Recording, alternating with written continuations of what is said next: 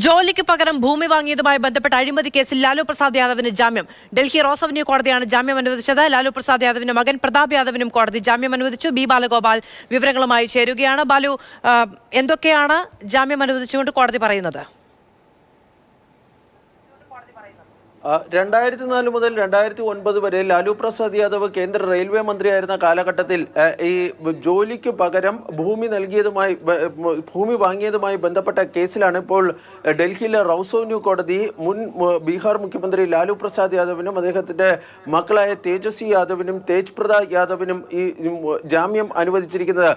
കോടതി ജാമ്യം അനുവദിച്ചുകൊണ്ട് വ്യക്തമാക്കിയ ഏറ്റവും പ്രധാനപ്പെട്ട കാര്യം ഈ ഇൻവെസ്റ്റിഗേഷൻ അഥവാ അന്വേഷണം നടന്ന സമയത്ത് ഇവരെ അന്വേഷണ ഏജൻസിയായ എൻഫോഴ്സ്മെന്റ് ഡയറക്ടറേറ്റ് കസ്റ്റഡിയിലെടുക്കുകയോ അറസ്റ്റ് രേഖപ്പെടുത്തുകയോ ചെയ്തിട്ടില്ല. ഈ കേസിൽ ഓഗസ്റ്റിലാണ് ഈ എൻഫോഴ്സ്മെന്റ് ഡയറക്ടറേറ്റ് അന്തിമ കുറ്റപത്രം, അതായത് ഫൈനൽ കുറ്റപത്രം ഈ കോടതിയിൽ സമർപ്പിച്ചത്.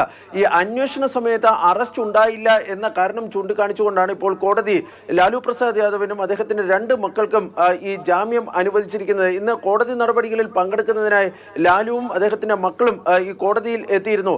1 ലക്ഷം രൂപയുടെ വ്യക്തിഗത ബോണ്ടിലാണ് ഇപ്പോൾ ഈ ലാലുവിനും മറ്റ് 2 പേർക്കും, അതായത് തേജസ്വി യാദവിനും തേജ് പ്രതാപ് യാദവിനും ഇപ്പോൾ കോടതി ജാമ്യം അനുവദിച്ചിരിക്കുന്നത്. മാധു, ബി ബാലഗോപാലാണ് വിവരങ്ങൾ നൽകിയത്. ജോലിക്ക് പകരം ഭൂമി എന്ന നിലപാടനുസരിച്ച് ജോലി നൽകി 8 പേർക്കാണെന്ന് ജോലി നൽകിയത് എന്നുള്ളതാണ് കേസ്. പക്ഷെ ഒരു പരസ്യവും നൽകാതെ ആണ് ഈ ജോലിക്ക് വേണ്ടിയുള്ള അപേക്ഷ ക്ഷണിച്ചത് എന്നടക്കമുള്ള കാര്യങ്ങൾ കൂടി ചൂണ്ടിക്കാണിച്ചുകൊണ്ടായിരുന്നു ആ കേസ്. ഇപ്പോൾ ലാലു പ്രസാദിനും മകൻ പ്രതാപ് യാദവിനും കോടതി ജാമ്യം അനുവദിച്ചിരിക്കുന്നു.